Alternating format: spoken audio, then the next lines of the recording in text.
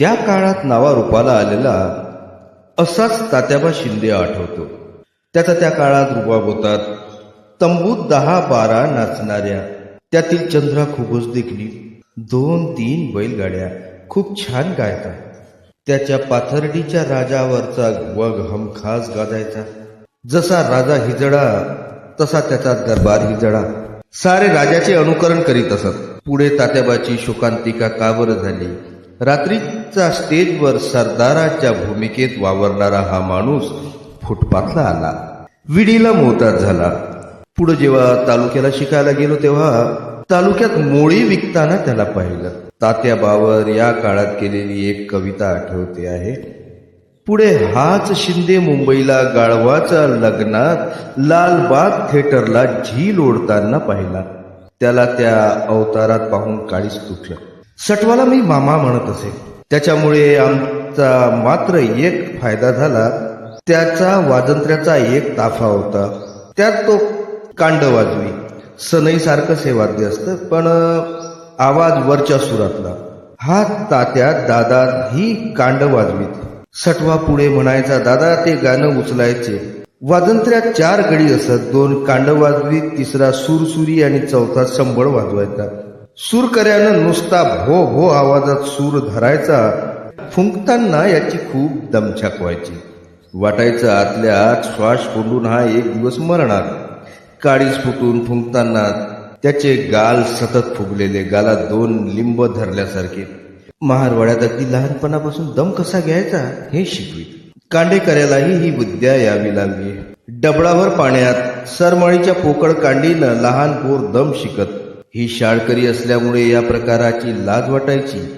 आज मला कोणतंही चर्मवाद्य अगर स्वर फुंकण्याचं वाद्य वाजवता येत नाही. खरं म्हणजे हे सारं घरात पिकत होतं.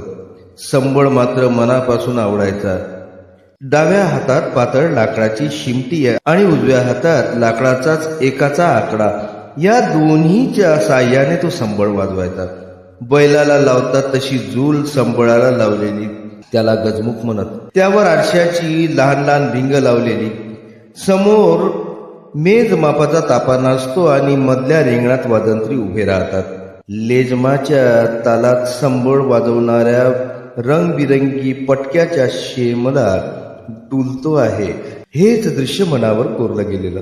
वाजंत्र्याच्या ताफ्याबरोबर मीही कधी कधी जायचो. सटवा मामाला म्हणायचो, मामा तू कांड किती चांगलं वाजवतोस, पण तुझी पत्रावळी वर उकिरड्यावर. तो नेहमीच पेटंट शिवी द्यायचा. त्याच्या आईच्या वरातीत मी नाचलो आणि मग म्हणायचा, ह्या खडगुट्यांना कांड्यातनं शिव्या देऊ का? आणि मग तो वराड्याकडे तोंड करून कांड्यातून शिव्या द्यायचा. वराड्याला त्या काही समजायच्या नाहीत, फक्त आम्हा दोघांना त्याचा अर्थ कळायचा. मी खडखडून हसायचो. गावात लग्नाचा सीझन आला म्हणजे आमच्या दारी दिवाळी दसरा उजळायचा. दादाच्या हातात पैसे खेळायचे. नवीन कापडं घरी यायची. वर्षाची दलिंदरी हटायची.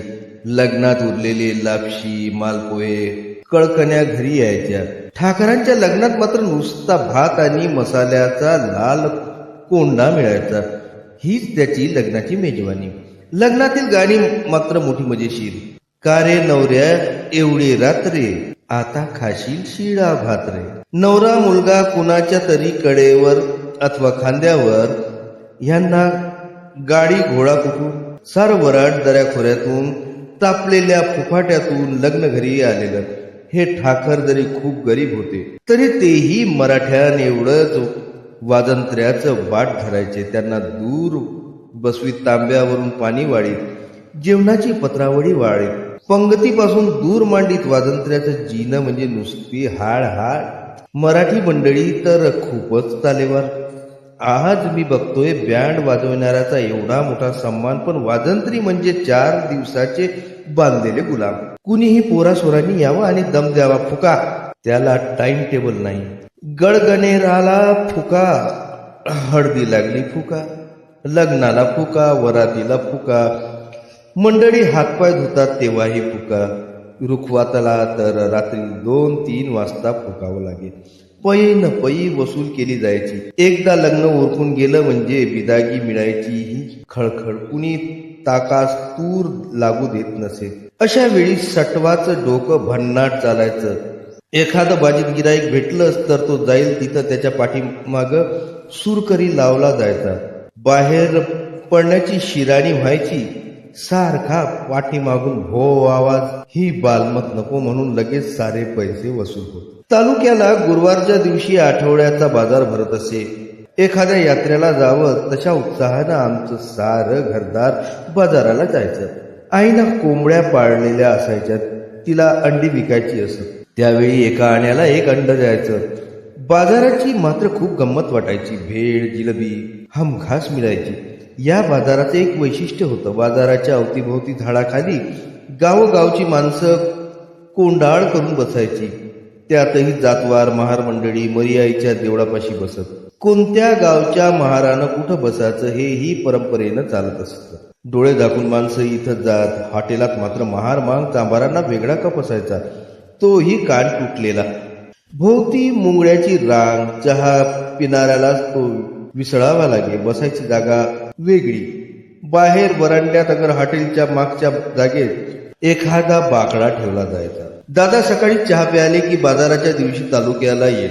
कामधंदा नसला की त्यांची तालुक्याची फेरी चुकायची नाही. आजूबाजूच्या सर्व महारांनाही ही सवय होती. आमच्या गावी नदी नव्हती. खोल विहिरीचं पाणी उपसावं लागे. त्यामुळं तालुक्याला ते खास नदीवर कपडे धुण्याकरिता जात. कपडे वाळेपर्यंत ते लंगोटी लावत. गावात येत तेव्हा ते बगळ्यावानी झकपक येत. दररोज धुतलेले कपडे घालणं त्यांना मनापासून आवडे. त्यांच्या बरोबर नदीला जाताना एक भव्य पडक्या वाड्याजवळ मला हमखास भीती वाटे. आजीनं या वाड्याची एकदा गोष्ट सांगितली. या वाड्यात पूर्वी एक मुसलमान मामलेदार राहत होता. त्यात त्याचा मोठा बाळदाना, 2 बायकाचा विस्तार. इंग्रजाचा काळ. तेव्हा हा मुसलमान मामलेदार खूपच मातलेला. नदीच्या काठी मासे धरण्याचा ह्याला छंद होता. तो तिथंच कचेरी भरली. असं म्हणतात की अनेक साधू संन्याशाच्या तोंडात त्यानं मासे कोंबले. साऱ्या तालुक्यात संतापाची एकच लाट पसरली. एके दिवशी अर्थात बाजाराच्या दिवशी सारा डांग भांग उलटलेला. सर्वांच्या हातात भाले, तीरकमटे असा नियोजित उठाव होता. सर्वांनी वाड्याभोवती कळं केलेलं. मामलेदार तळघरात लपून बसलेला. बाहेर निघण्याची शक्यताच नाही. लोकांनी काय करावं? घासलेटचे डबे, मिरचीची पोती वाड्यात ओतली आणि दिला पेटवून वाडा. अर्थात मामलेदाराची बायका मुलं सुरक्षित ठेवण्यास लोक विसरले नाही. थोड्याच वेळात मामलेदाराचा कोळसा झाला. वाड्या शेजारूनच चालू लागलो म्हणजे हमखास आजीच्या या गोष्टीची आठवण व्हायची. वाटायचं मामलेदाराचं भूत तर दिसणार नाही ना. आमची शाळा लोकल बोर्डानं बांधलेली. बहुधा त्यामुळे आम्हाला बाहेर बसवीत नसत. त्या संदर्भात तात्यांचा अनुभव मात्र विपरीत. तेव्हा शाळा मारुतीच्या देवळात भरत असेल. महार मुलं पायरीवर बसत. एकदा ब्राह्मण मास्तरांनी तात्याला रूढ फेकून मारला. तात्यानं काय करावं? तो रूढ तसाच मास्तराच्या दिशेनं फेकला. मास्तरांना खोक पडली. मास्तराचं रक्त पाहून तात्या महारवाड्यात पसार झाला. तेव्हापासून तात्या शाळेतच गेला नाही. महारवाड्याच्या वरच्या अंगाला एक प्रचंड घोंगडी होती. तिथं मोठमोठ्या अजस्त्र काळ्या भोर दगडांच्या शिळा पडलेल्या. सभोवती सावरबोंडाचं रान.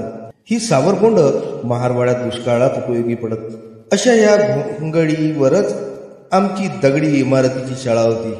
शाळा मोठी टुमदार, खूप लांबवरून दिसायची. त्या शाळेत माझं नाव 3रीत घातलं. मास्तर ब्राह्मणच होते. एका पायानं लंगडे, धुवट, रंगारी पांढरी कापडं वापरीत. डोक्यावर गांधी टोपी. त्यांच्या जवळ गेलं की दुधा तुपासारखा वास यायचा. 4थीपर्यंत शाळा होती. 1ली ते 4थीपर्यंत वर्ग एकाच हॉलमध्ये भरत. शाळेला जाताना पाटी दप्तराबरोबर बसण्यासाठी आम्ही बारदाण्याचा तुकडा नेत असू. सुरुवातीचं चांगलं आठवतं. गावातल्या मराठ्यांच्या मुलांबरोबर एका रांगेत बसू दिलं जात नसे. कोण करून बसावं लागेल. तहान लागलीच तर शाळेत पाणी मिळायचं नाही. तळक महारवाड्यात यावं लागेल. जवळच्या चांभारवाड्यातही पाणी मिळायचं नाही. आठवड्यातून एकदा शाळा मुलांनाच शेणानं सारवावी लागे.